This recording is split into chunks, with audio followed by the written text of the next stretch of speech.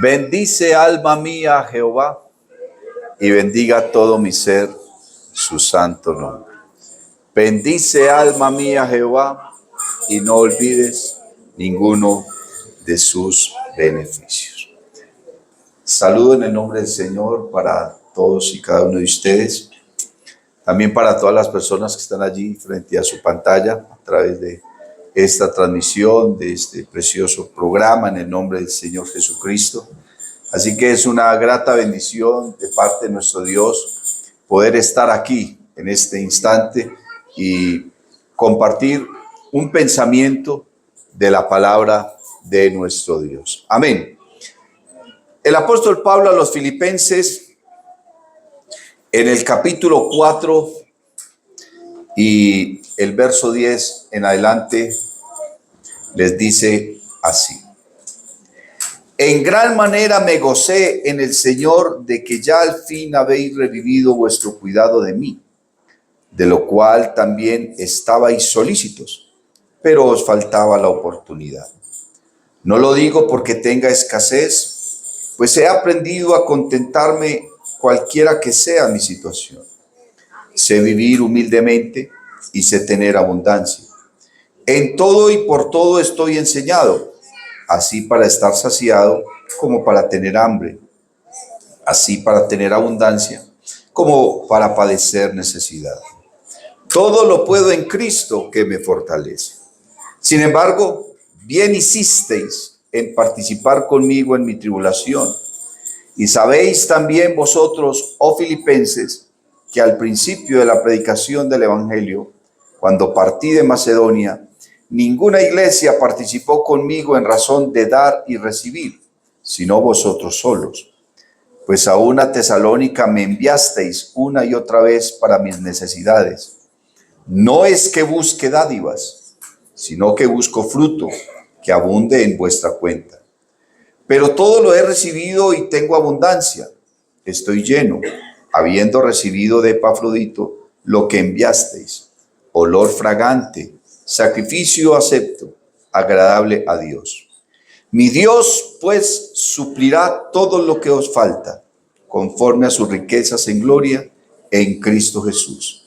Al Dios y Padre nuestro sea gloria por los siglos de los siglos. Amén. Oremos. Señor Jesús, exaltamos y glorificamos tu nombre. Te damos gracias, oh Cristo bendito, por permitirnos estar aquí en esta hora delante de ti, Señor Jesús. Ayúdanos, guíanos, dirígenos conforme a tu propósito y conforme a tu voluntad, mi Dios. Amén y amén. Gloria al Señor. Siéntense, por favor, hermanos. Gloria a Dios.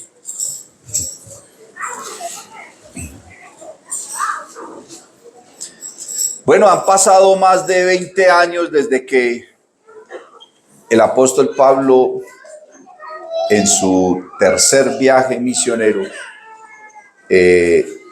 dio apertura a la obra en Filipos, una de las iglesias más amadas del apóstol. Amén. Gloria al Señor Jesús. Pablo se expresa de la iglesia en Filipos de una manera muy especial, con mucho cariño y con mucho afecto. Al punto, hermano, que prácticamente es una de las iglesias a las que Pablo no les exhorta ni les llama la atención. A todas las iglesias a las que Pablo les escribe, muchas gracias, Max. A todas las iglesias a las que Pablo les escribe, siempre les habla fuerte y les dice algunas cosas que uno dijera hoy muy pesadas.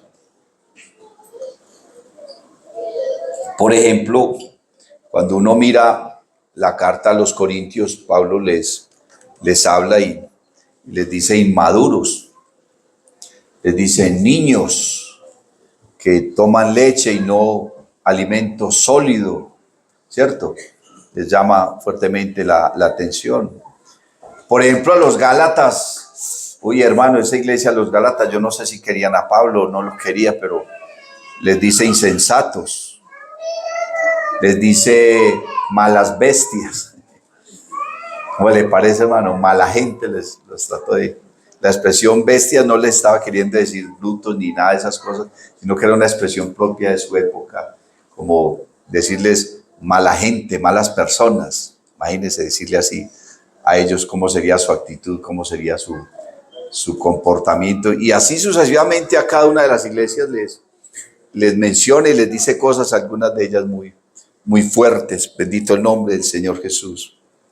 Pero cuando le escribe a los filipenses, les escribe con un cariño, les escribe con una devoción. Y aún en medio de unas circunstancias difíciles en las que Pablo se encontraba, estaba prisionero en Roma, ¿cierto? Estaba anciano, estaba enfermo, sentenciado a muerte. Y desde ese entorno Pablo les escribe y les habla del gozo. Les dice que deben gozarse, que estar siempre gozosos. Y luego les dice, otra vez os digo, gozaos. Amén. Les habla de que deben de estar gozosos, de que deben de estar contentos, cualquiera sea su situación.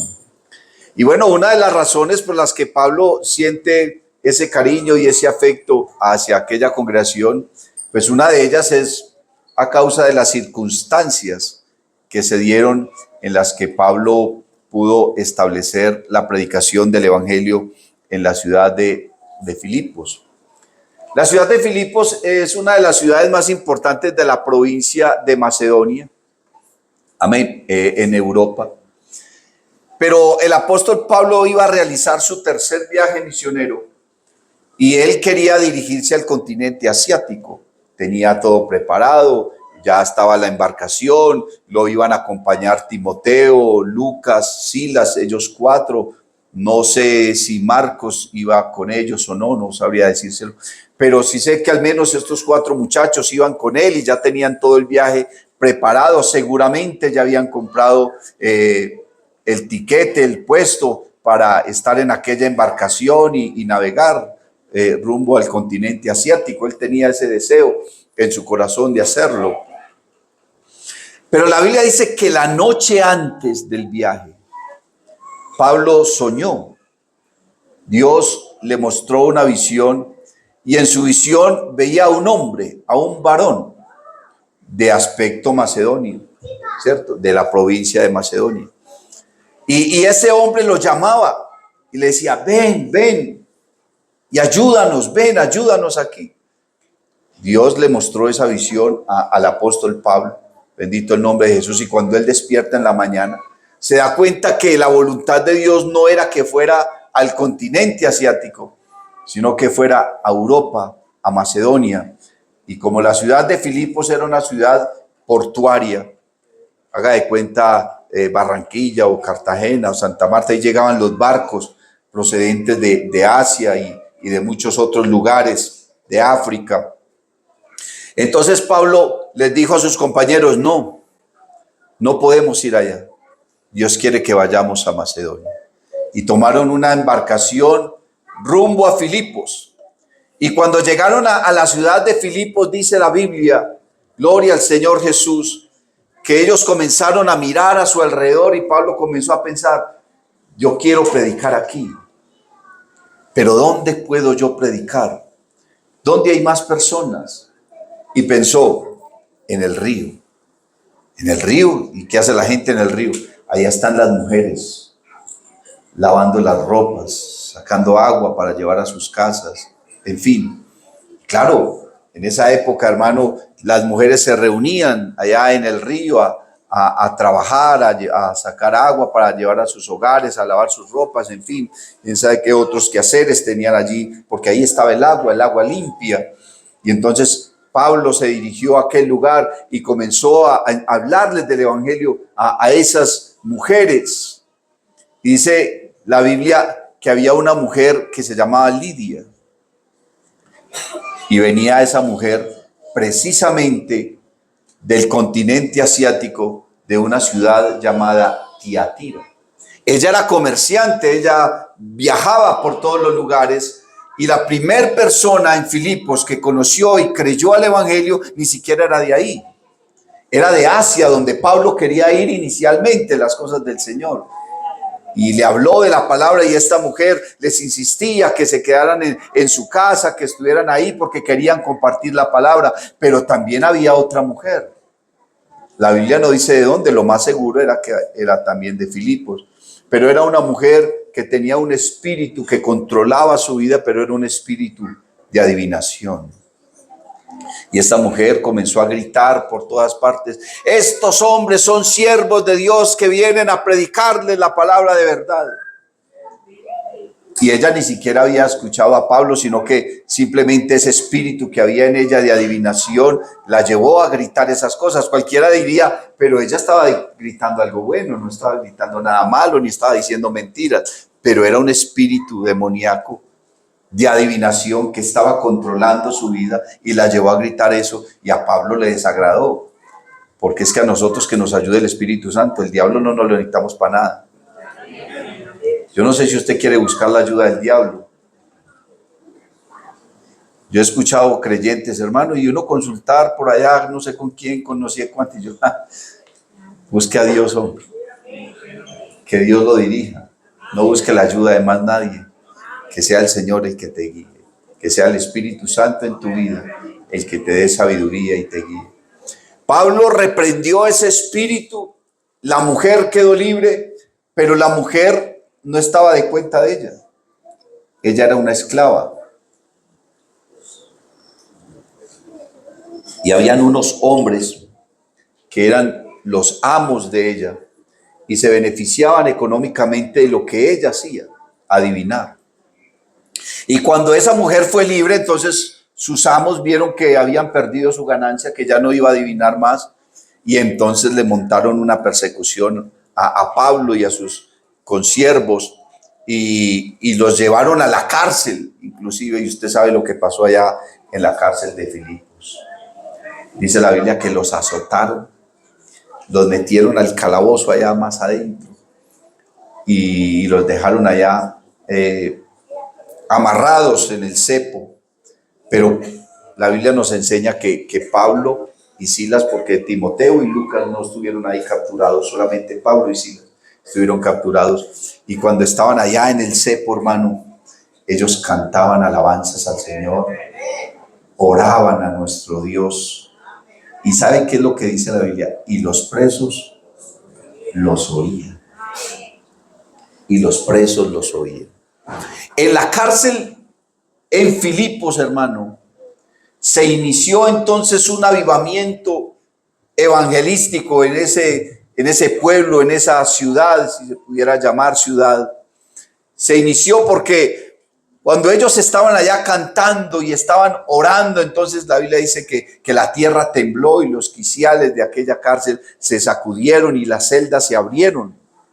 El cepo se partió y las cadenas cayeron al suelo y todos quedaron libres, no solamente Pablo y Silas, sino todos los presos que estaban ahí, las celdas todas se abrieron. Y claro, el carcelero, cuando vio que toda esa gente estaba libre, dijo: no, si esta gente se me escapa, a mí me matan. Prefiero quitarme la vida yo mismo que no que me la quite esta gente. Y entonces cogió la espada y se iba a matar. Y Pablo lo alcanzó a ver y le dijo: un momento, no te hagas daño. Aquí estamos todos. Porque aún los presos, que ya estaban inquietos de saber, ¿y quiénes son estos hombres que los trajeron? Mire cómo los torturaron, cómo los azotaron y los meten a ese calabozo profundo. ¿Quiénes son esos que los están tratando como los peores criminales? Como los peores criminales. Y entonces cuando ese terremoto, hermano, y las celdas se abren, todos esos presos dijeron: un momentico, aquí está pasando algo, esto no es normal, esto aquí no pasa todos los días. ¿Quiénes son estos hombres? Lo que están cantando, lo que están orando, ¿qué es lo que quieren decir con eso? ¿Por qué está sucediendo esto? Y entonces el carcelero no se hizo daño y le pregunta a Pablo, delante de todos esos presos: señores, ¿qué debo hacer para ser salvo? Él era un soldado romano y era griego. O sea, su religión era la religión de la mitología griega. ¿Qué sabía él de salvación? ¿Por qué él preguntó por la salvación? ¿Por qué habló de la salvación? ¿Qué sería lo que Pablo estaba cantando? ¿Qué sería lo que Silas estaba orando? Que le dieron a entender a esas personas que había una necesidad de una salvación. Bendito el nombre de Jesús. Evangelizaron cantando, evangelizaron ahí orando. Y esas personas, hermano, conocieron el evangelio. Aquel carcelero se convirtió al Señor con toda su familia. Y quién sabe, hermano, cuántos de los presos que estaban ahí entonces se convirtieron también al Señor. Y Pablo se quedó unos días ahí, luego tuvo que irse, pero después regresó. Tuvo que irse porque ya lo querían matar y él pensaba que estaba corriendo peligro, pero él fundó la iglesia en Filipos. Y muchos de los que eran miembros de esa congregación no solamente se hicieron hermanos en Cristo, sino que se hicieron sus amigos y tomaron una gran estima por el ministerio del apóstol Pablo, al punto que Pablo siguió predicando por muchos lugares y en la iglesia de Filipos colectaban ofrendas, porque eso es lo que Pablo les está diciendo acá. Gloria al nombre del Señor Jesús. Ellos en muchas ocasiones le enviaron dinero para apoyar su ministerio, para apoyar su trabajo, para bendecirlo a él y para ellos también recibir bendición, porque ellos entendieron el propósito de la bendición de Dios en lo económico. Ellos lo comprendieron bien abiertamente. No era un secreto. Y entonces parece que dejaron de hacerlo por un tiempo. Pero luego de que Pablo ahora entonces vuelve otra vez a la cárcel, más de 20 años, y vuelve otra vez a la cárcel, y está ya prisionero, y los hermanos en Filipos envían a un consiervo del apóstol Pablo llamado Epafrodito. En otros textos lo encontramos como Epafras, que fue un pastor muy especial. Si usted estudia, hermano, la vida de Epafrodito, en el diccionario, en un compendio bíblico, puede encontrar de que fue un gran compañero del apóstol Pablo. Entonces la iglesia en Filipos envió a su pastor con unos dineros que ellos recogieron y se lo enviaron a Pablo allá donde él estaba prisionero. Y entonces Pablo se llena de emoción, se llena de alegría al ver el sentir de los hermanos allá en aquel lugar. Y entonces por eso les dice: en gran manera me gocé en el Señor de que ya al fin habéis revivido, o sea que eso se había apagado, vuestro cuidado de mí, de lo cual también estabais solícitos, pero os faltaba la oportunidad. Pero a mí me llama mucho la atención lo que Pablo comienza a expresar. Dice: no lo digo porque tenga escasez, no se trata de eso. No se trata de que él estuviera en escasez o que estuviera en abundancia, nada de esas cosas. Pues he aprendido a contentarme cualquiera que sea mi situación. Y dice: sé vivir humildemente y sé tener abundancia. En todo y por todo estoy enseñado, así para estar saciado como para tener hambre, así para tener abundancia como para padecer necesidad. Bendito el nombre del Señor Jesús. Y dice: todo lo puedo en Cristo que me fortalece. Gloria al nombre del Señor. Y les dice: sin embargo, bien hicisteis en participar conmigo en mi tribulación. ¿Y de qué manera participaban ellos con Pablo en su tribulación? Cuando le enviaban dinero para sus necesidades. Dice: y sabéis también vosotros, oh filipenses, que al principio de la predicación del evangelio, cuando partí de Macedonia, ninguna iglesia participó conmigo en razón de dar y recibir, sino vosotros solos. Pues aún a Tesalónica me enviasteis una y otra vez para mis necesidades. Y Pablo les aclara y les dice: y es bueno que usted tenga en cuenta esto, hermano, porque la Biblia dice que no debemos dar por necesidad. Que no debemos dar por necesidad. Dice: no es que busque dádivas, sino que busco un fruto que abunde en vuestra cuenta. Que eso ya es muy diferente. Bendito el nombre del Señor Jesús. Pero todo lo he recibido y tengo abundancia, estoy lleno. Y mire lo que dice habiendo recibido de Epafrodito lo que enviasteis. Y él dice, lo que ustedes enviaron es olor fragante. Es un sacrificio acepto. Y dice que es agradable a Dios. Y en razón de eso, Pablo les dice, mi Dios pues suplirá todo lo que os falta, conforme a sus riquezas en gloria en Cristo Jesús. A mí me llama la atención porque Pablo dice que es un sacrificio y que es un sacrificio aceptable. Bueno, en el Antiguo Testamento, el pueblo de Israel ofrecía sacrificios de corderos, de bueyes, de tórtolas, de palomas, de algunos animalitos que eran considerados limpios. Pero ahora nosotros tenemos un nuevo sacerdocio según el orden de Melquisedec. Y nosotros ofrecemos no sacrificios de animalitos ni nada de esas cosas, sino sacrificios de alabanza. Nosotros nos ofrecemos a nosotros mismos en sacrificio vivo, santo, agradable delante de Dios, dice Pablo a los romanos, porque ese es vuestro culto. El culto que se hace ¿con qué? Con la razón. Porque a diferencia de lo que la gente cree que la fe es ciega, eso es mentiras. La fe no es ciega. Nosotros aquí estamos seguros de lo que hemos creído. Y estamos seguros de por qué hemos creído y por qué creemos lo que creemos. Usted no está aquí con los ojos cerrados, tanteando, hermano, a ver qué es lo que va a pasar. No, nosotros sabemos. Nosotros andamos por fe. ¿Por qué? Porque sabemos que hay uno que nos guarda, que nos sustenta, que nos bendice, que nos ayuda, que nos guía, que nos da revelación. La fe no es ciega. Alabanzas al nombre de Jesús. Pero Pablo está hablando de esas ofrendas que le enviaron como algo que es un olor fragante delante de Dios. ¿Y por qué es un olor fragante? Porque es un sacrificio. ¿Y por qué sacrificio? Porque es difícil, porque no es sencillo.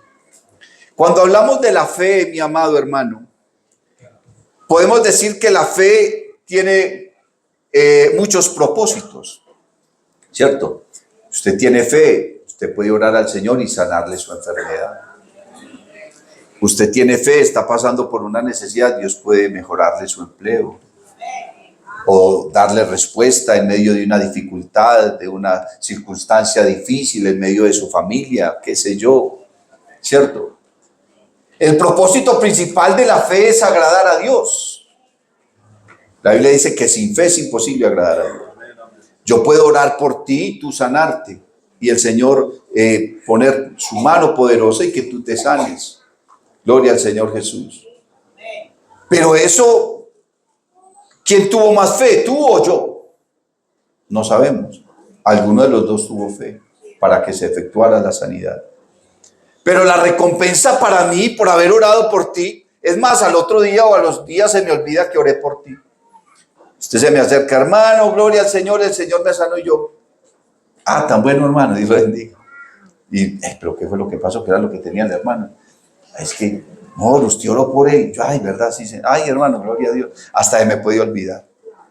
Porque no me demanda a mí ningún esfuerzo ni ningún sacrificio orar por usted. Alguien puede decir, no, ese pastor ora por los enfermos y se sana porque él tiene mucha fe. Pues puede que la fe ni siquiera sea la mía. La Biblia dice que cuando bajaron al paralítico donde estaba el Señor, dice la Biblia que el Señor al ver la fe de ellos, ni siquiera la del enfermo, ni siquiera la fe suya, porque el Señor no tiene fe. ¿Usted cree que el Señor Jesús tiene fe? El Señor Jesús no tiene fe, porque Él no necesita la fe. Porque la fe es la certeza de lo que se espera y la convicción de lo que no se ve. Y el Señor sabe el futuro y el Señor conoce todo. Él no necesita fe. Él tiene conocimiento porque Él es omnisapiente. El Señor Jesús no necesita fe. Bendito el nombre del Señor Jesús.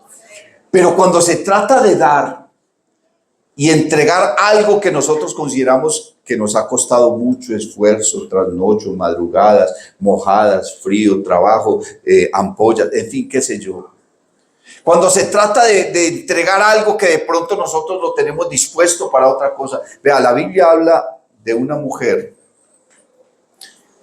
que era viuda y ella llegó al banco. El banco era un cajoncito. Algunas otras versiones o en el Antiguo Testamento se conocía como el alfolí. Ella llegó al banco de los impuestos allá en el templo y echó unas monedas. El Señor estaba ahí sentado cerca y se quedó mirándola. Ella tal vez ni siquiera se dio cuenta que el Señor la estaba viendo. Es más, ni siquiera sabía si él era el Señor o no. Ella vio una persona ahí sentada y fue y echó unas monedas ahí. La Biblia dice que ella echó 2 blancas. Las blancas eran unas moneditas con la cara del emperador César por un lado y por el otro lado, no recuerdo bien, yo estuve mirando las monedas, tenía otro símbolo ahí. Pero estaba escudriñando por ahí y las blancas eran la moneda de menor valor en la economía de los hebreos, o de los israelitas. Las 2 monedas más baraticas que... Pero la Biblia dice que 2 blancas equivalían a un cuadrante. Un cuadrante era otra moneda de otro valor, un poquito más alto, el doble. Y entonces me puse a hacer una cuenta mal hecha, así simplemente por encimita, porque no hay valores precisos que puedan decir, bueno, esto valía tanto comparado con lo que es hoy. Pero empecé a mirar por allí, a escudriñar con mi amigo Google, dice, algunos valores, y resulta que entonces 2 blancas equivalen a un cuadrante, que era otra moneda. Y el cuadrante equivale a 1.5 denarios. O sea que usted con 1,5 denarios podía comprar un cuadrante. Era otra moneda de un valor u otro poquito más. Entonces estaba mirando que 1 denario, que es una moneda aún popular en aquellos territorios, que es de lo que poco que ha quedado. 1 denario más o menos puede equivaler a 50 centavos de dólar. O sea, medio dólar. ¿Cuánto vale un dólar? 4,000. Y entonces estamos hablando de 2 denarios. Estamos hablando de 2,000 pesos, ¿no? Un denario equivale más o menos a 2,000 pesos. Pero el denario equivalía entonces a 1.5 del cuadrante y el cuadrante a 2 monedas blancas. Mal hecha la cuenta, más o menos lo que la viejita fue y echó allá de ofrenda fueron 2,000 pesos. 2 moneditas de 1,000 fue lo que ella echó allá. No tenía más. Pero el Señor se quedó mirándola. El Señor se quedó mirándola y llamó a sus discípulos y les dijo, venga. Vea a esa señora que vaya. Esa señora es viuda. Y ellos dirían, ¿y a usted quién le dijo que era viuda? Pues que el Señor sabe todo. Ni para qué preguntarle. Esa señora que vaya es viuda. Y la viudez, hermano, en Israel era dura. Era dura y muchas veces los hombres administraron mal el dinero y morían y dejaban a sus familias endeudadas, en problemas. ¿No ve que en el Antiguo Testamento la Biblia habla de una viuda, de un siervo del profeta? Y el siervo del profeta se murió y la dejó con tantas deudas que los acreedores vinieron y se iban a llevar a sus hijos esclavizados. Y entonces ya fue donde el profeta le dijo, ay, profeta, mi esposo, tu siervo, se murió y me dejó con esta necesidad, ahora se van a llevar a mis hijos allá, porque no tengo con qué pagar y los van a esclavizar. Le dije, ¿qué tienes en tu casa? En mi casa, un poquitico de aceite. Bueno, dígale a sus hijos que vayan y consigan ollas por todas partes, baldes, canecas, lo que sea, que llenen su casa y empiece a vaciar el aceite. La gente cree y otros no creen. Pero esa señora tenía un poquito de aceite, póngale un pocilladito de esto. Y mire una caneca del tamaño de esa mesa tan hermosa. Y empiece a vaciar. ¿Y cómo será esa caneca llenándose y este pocilladito no se acaba? Pues las cosas de Dios tan extraordinarias. Y se llenó la caneca y fue otra, y con el mismo pocillito, y con un solo pocilladito llenó una cantidad de ollas. Eso hizo el Señor. Entonces, en este caso de esta otra viuda, echó 2,000 pesitos, y el Señor les dijo a los discípulos, vea, esa señora echó no de lo que le sobraba, sino de lo que le hacía falta. De lo que le hacía falta, bendito el nombre del Señor Jesús. Y quiere decir que ella echó más que todos esos ricos que fueron a echar allá. Eso es lo que el Señor vio. Alabanzas al nombre de Jesús. Porque depende de nuestra manera de pensar y nuestra manera de ver las cosas. Y si nosotros tenemos un momento de acción de gracias, hermano, no es porque haya una necesidad, sino porque la Biblia dice que debemos entrar por sus atrios con acción de gracias. ¿Qué significa la palabra acción? Es un gesto, es una actitud, es un quehacer, es hacer que algo pase de las palabras a una realidad. Alabanzas al nombre del Señor Jesús. Debemos entrar por sus atrios con acción de gracias. Y mire la viuda de Sarepta de Sidón. El profeta, hermano, se puso de animado a profetizar que no iba a llover. Y Dios le respaldaba todo lo que él decía. Elías le pidió al Señor que descendiera fuego y fuego descendió. Y le pidió al Señor que no cayera lluvia y 3 años y medio sin lluvia. ¿Y quién fue el que más sufrió eso? Él. ¿Por qué? Porque al no haber lluvia, hermano, no habían cosechas, no había nada, los animales morían. La gente pasó por situaciones difíciles. Y el más perjudicado fue él mismo. Porque la Biblia dice que él llegó a la ciudad de Sarepta de Sidón, que ni siquiera era una ciudad hebrea, sino de gentiles. O sea, eran forasteros. Y él llegó allá. ¿Y cuántos días venía el hombre con hambre, con sed, cansancio? Y entonces fue y tocó una puerta. Y le abrió una señora. ¿Por qué no fue a la casa enseguida o a la otra? O una cuadra antes, ¿por qué no fue más adelante? ¿Por qué no buscó por allá un judío o alguien? No, dijo, no, voy a entrar aquí. El Señor lo guió a que tocara allá. Y salió una mujer y era viuda. Tenía un niño. Y entonces él le dice, mujer, dame algo de comer. El siervo de Dios y le tocó pedir. Eso de pedir es muy duro. Si alguna cosa en la vida es dura, uy, hermano, pedir. O sea, muchas personas prefieren morirse que pedir, porque es degradante. Y él llegó a esa casa a tocar. Señora, ¿tiene por ahí alguito que me regale de comer? Bueno, esa señora tenía un buen corazón y se quedó mirándolo. Y ella de alguna manera se dio cuenta que él era un profeta de Dios. No sé si lo conocía o había oído hablar de él, no sé, pero de alguna manera ella supo que era profeta de Dios. Y le dijo, ¿qué te dé de comer? Solamente tengo un poquitico de aceite y un poquitico de harina para hacer una tortica chiquita, comérmela con mi hijo y echarnos a morir porque no hay más nada. ¿Cómo Dios lo lleva a uno a unas circunstancias de esas? Y entonces el profeta le dice, deme a mí primero. No, pero es que este sí es descarado. ¿Cómo que le dé a usted primero? Y mi hijo. Y no pago servicios.